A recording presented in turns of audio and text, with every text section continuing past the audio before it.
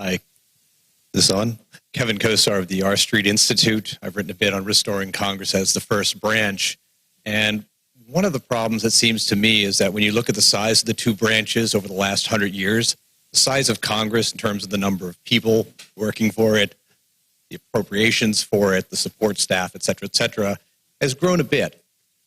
But relative to the executive branch, it's nothing. And so there's a basic structural imbalance there. Oversight's hard when you don't have enough eyes. Do you see beefing up Congress as an institution, more people, more research, et cetera, as part of the project? Okay, so that's an interesting question. The short answer to that question is I don't think that hiring more people in Congress, hiring more staff in Congress is necessarily the answer there.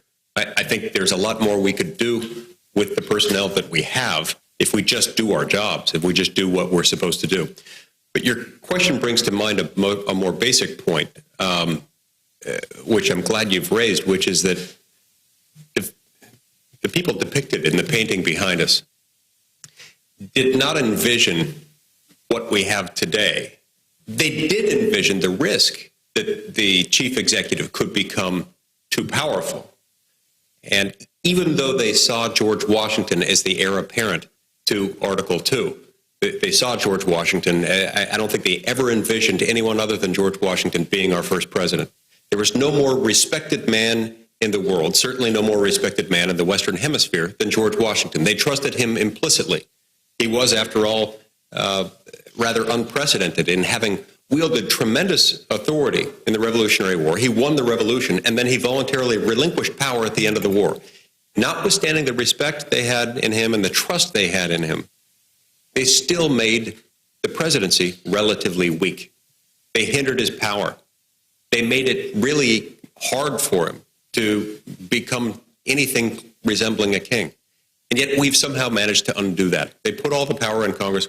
The only reason the executive branch is so much more bloated than we are, so much more powerful than we are, is because we have made it that way, and that's why we have to turn it around. We can do that without an army of staff that rivals the executive branch of government in size. I would agree with that. We obviously have to have the resources to conduct oversight, and we try to utilize them to the fullest. Some of our staff are here, and they'll attest to that.